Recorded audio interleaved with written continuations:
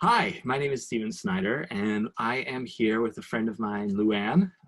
We met in a class at Harvard Extension, and it's been really cool to learn from Luanne because right away from the start of class, I realized she was in sustainable finance, and that's where my career is tending towards.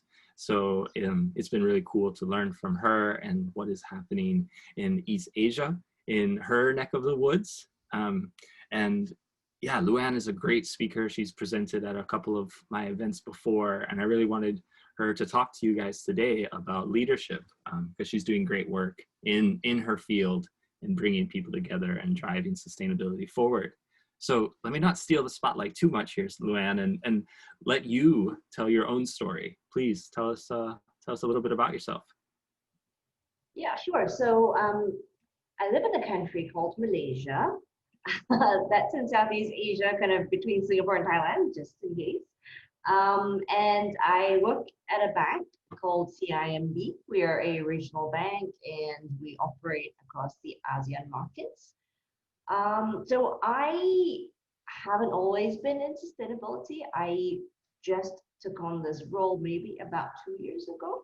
So, and I basically created the role, created the portfolio, and then I put my hand up and said, "Hey, I want to do, I want to do this job." Um, so my background, I am a manufacturing engineer by training, and I was in the UK for that.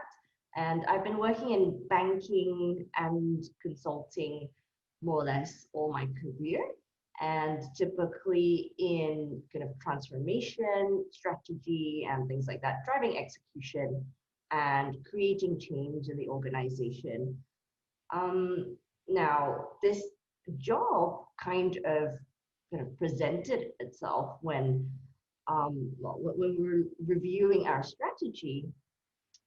We had realized that an emerging theme was sustainability, and basically we knew nothing about it. In my part of the world, for most, I wouldn't say all companies, but for many, many companies, sustainability is CSR, meaning philanthropy, donations, community work, which what we realized is, hey, that's not what it's about. And so when the more we looked and the more we understood what this was all about, we realized that it was such an important topic, and we managed to get it embedded into our core strategy. So sustainability is now a key part of our strategy and embedded into the business. So that's kind of how I got into this role. Really cool. And I mean, like, what kind of motivated you to put your hand up? Like, why were you willing to you helped to create it, you said, but like, why take on that risk of leading and managing something you knew very little about? Oh, actually, I knew nothing about, or very, very, very little. Um, a couple of things, I guess. I'd always been kind of semi-interested in, environmental things, and I always kind of flirted with the idea of maybe joining an NGO one day, and this presented itself. And at that point in time, because I'd been doing transformation for quite a number of years, I was also looking for an area of specialization. And when this came up, then I decided to put my hand up. So it was a risk, but the good thing in my part of the world is that there is no expertise, or very, very little, in sustainable finance. So yeah, they couldn't find anyone else. So I applied, and yeah, but it's been good. I've learned so much, and actually that's kind of part of the reason why I was part of why I'm doing the Harvard Extension Masters, because I'd gotten the job and I didn't know anything. So, but it's challenging to learn and deliver at the same time. But what I realized really quickly was that in the sphere of sustainability, most professionals would be very, very open to help and to advise, especially if you're just starting. So yeah, and I built those peer networks, or it's almost mentor networks, because these guys are super senior, and they've been really, really helpful in kind of springboarding us. And the other thing we did was to join the UN Environment Program, Principles for Responsible Banking. So we were one of the 30 drafting members of the principles. And at that time, we didn't know anything, but we learned through that process. So that was great. Yeah, learning by doing. That's a common theme I'm seeing among many of our leaders in this, especially because a lot of them are young like us. Like, we're willing to put ourselves out there and get these skills on the job. And it's great that you have mentors and people within the network to help you with that. Where do you see this going now? Like, what are you looking forward to in this space? Oh, wow. Personally, I guess. Well, so part of the reason I put my hand up was because I'm driven by tackling really difficult challenges. And this is a really difficult challenge. And my background has also been about, changing mindsets, changing ways of working, and how we do business. So this actually fit right in. So I've been doing this actually since the maybe beginning of 2019, so coming up to 2 years. And we've been, rolling out policies, putting in place foundational elements like the governance for sustainability and climate risks, and rolling them out across all the countries, which is a challenge because every country has different regulations, policies, etc. And now we are getting into kind of the really, really challenging bits of the rollouts, where we're now putting down policies which could impact our short-term profitability.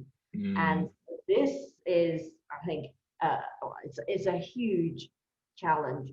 And what I've kind of learned from that is the most direct route is not always the most efficient, and actually often leads to failure. So just as an example, I recently took a policy for a particular sector to a committee for discussion.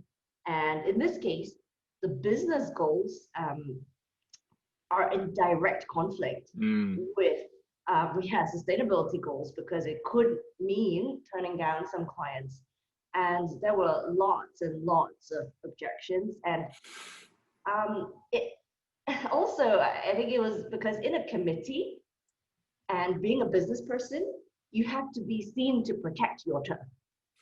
So even though they understood why we were doing it, but they knew that they would get chastised, let's say, if they said, hey, yeah, I know this may impact us a little bit on the short term, or we have to maybe work a little bit harder in other areas.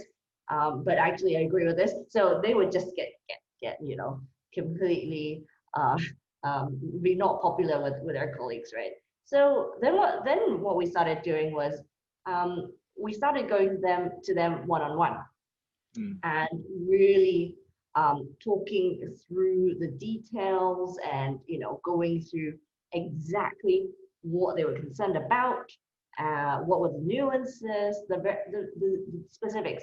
And mind you, we had already done this with the teams, but you have to do it again with the leaders. So that has worked quite well.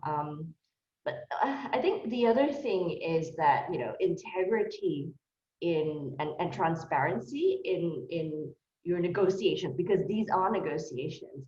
That's really key. So we had one stakeholder from the business who was really, she's known to be challenging, right? And when we were rolling out the initial policy, we really took the time to kind of walk through and really on a point by point by point hours and hours of conversation, change one word here, you know, and during the meetings, the committee meetings, I always took care to always bring up her point of view. So not what I wanted, but what the objections were. And in the meetings where she was in, I actively called her up and said, hey, can you, what do you think? And then she'd bring up her objection, which we had already actually rehearsed because we'd spoken previously. And any little detail socialized. And after a while, she kind of realized that, okay, I wasn't actually trying to sneak anything through. I wasn't actually trying to, play her out. And after a number of months of working together, we kind of built this trust and rapport. And the great thing is that now she's actually one of the biggest champions of sustainability within the business unit. Yeah, a great win. So she goes and speaks at conferences and things like that, which is brilliant. Right.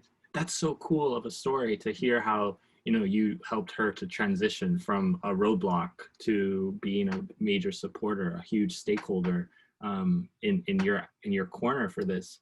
And it really struck me at the beginning to hear how you were very strategic in your negotiations of meeting with them one-on-one so that you could remove all of that like groupthink and any ego or any like politics that might be happening within a group, and you addressed it one-on-one, figured out what those issues are, so that when you come together you're more cohesive.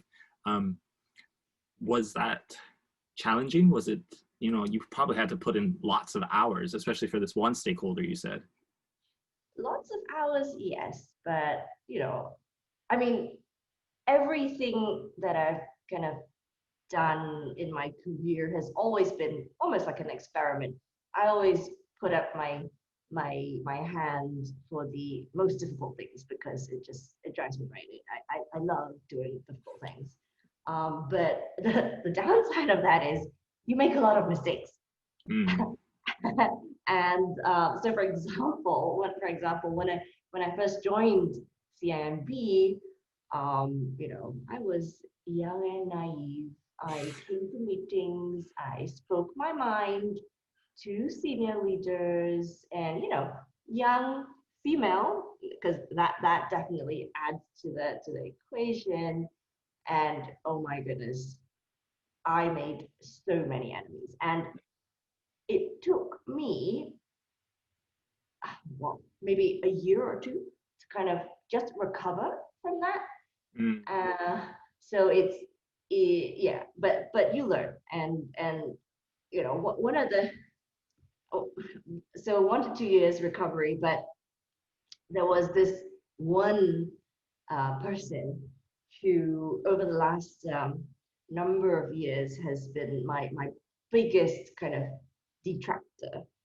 And but I must say, this person, which also happens to be a she, was also my biggest source of learning.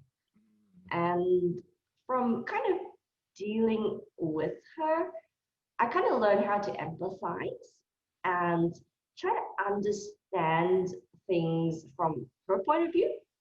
So like whenever somebody says something, right? You don't necessarily, unless you have a lot of trust in that person, you don't necessarily take that at face value. You got to think about, why is this person saying this? Where are they coming from? Why and what do they want actually, right? In relation to you, and also what do they fear in relation to you? And once you kind of understand all of that, you're then able to find, let's say, areas of alignment, or at least areas where you don't fight, where you're not in conflict, as well as areas of trade-off. So I will give you this if you give me that, and then in that way, get what you need done. And as we always said, as you mentioned, this takes time. It takes a lot of time. Yeah, so That's really interesting. I like how you put it of this person who was challenging, but also an opportunity for you to learn. Um, and it's great to have those type of people in your life who can challenge you to motivate you. And I think it's important to not focus on the negative, to focus on like what are the positives we can take away from this relationship. Absolutely, absolutely. And what is really important is that you don't get too emotional Mhm. about what happens at work. Um, so what I've learned is, because I'm quite kind of compartmentalized in my brain. So this is work. I'm trying to get this done. You know, I may not like how you behave at work, but as a person, you know, you're actually a decent human being. But at work, you may have different interests, or you've got, you know, bosses who are telling you to do something else. So so it's important to kind of keep that separate, and try not to get too affected just because somebody is not agreeing with you at work about something doesn't mean that they don't like you. It doesn't. Mhm. It just means that they've got a different point of view, and Mhm. it means that, you know, maybe they're, so for example, classic example, if you're a business unit and you're a risk function, right? So the risk function always says, oh, we can't do this, or because of this risk, and it's a healthy tension, right? But the important thing is to keep that healthy, um, and the key to that is to not kind of drag emotions uh, Mm. into the whole equation. Although I must say, a balance is needed, because if you're too emotionally detached, you're Right. just disassociated, and you don't care. Whereas if you're emotionally too emotionally attached, you know, every little setback would be you know, would make you end up in tears, right? I mean, Mm. just one recent example. So we've been under attack by an NGO, for, you know, the usual things, the because banks finance industries that may not necessarily, you know, be the most green, and you know, the attacks were really nasty. They were saying things like, you know, ooh, we are ignoring the regulators, and things like that. And they were completely twisting what we had said. And, you know, people were messaging and people were asking, you know, the board got up in arms. Then, you know, one of my team members actually asked me, are you okay? You know, are you emotional? Are you affected by this? And then I thought, yeah, actually, you know what? I mean, it's not nice, but you know what? These NGOs do serve a purpose. Mhm. Mhm. They put pressure on companies, on, I don't know, you know, boards of directors to do something which actually, at the end of the day, I personally agree with, right? Mhm. I may not always agree with their methods. It's really quite nasty. But at the end of the day, you know, they're doing their jobs. I don't believe they are evil people. And but, you know, we're at the end of the day, we're all trying to kind of move towards the same goal. So yeah, and but if you were a super emotional person, and I think people also who are interested in sustainability tend to be maybe a little bit more emotional, because they do it for the love and for the passion, which I do too. But you just got to learn to kind of dissociate that from the work that you're doing. Yeah, I totally agree with you in the sense that you're having to negotiate and meet people where they are, and sometimes their emotional level doesn't meet with yours, and you have to be honest and transparent of like what those things are. So I can totally see. Luanne, thank you so much for explaining these few stories to us. It's clear that you are really trying to push your industry to be better, and I'm very happy that you're within that um, with inside making those changes. So that's really cool. We need to finish up, but please, are there any words of encouragement that you would want to leave our leaders with? Yeah, I mean, like, sustainability is hard, right? So if you think you're going to come into a sustainability job and do nice, mushy things and everyone cheering you along. That if you're really pushing the envelope and making real hard needed change, that's not going to happen Mm. because you're challenging the status quo, you're challenging, what people do, what people believe in mindsets. So it's difficult, and you're forever navigating conflicting interests. You will people will never be 100% happy. Even if one person is happy, the other won't be. So you just need to be kind of prepared for that. But I guess in the end, just keep in mind that what your end goal is. That's really important. Yeah, that's some good encouragement to keep people aware of the challenges that they'll have to face. Luanne, thank you so much for having this conversation with us. You are very welcome. I had fun. All right, everyone, I hope you enjoy the rest of the program, and we'll see you again soon.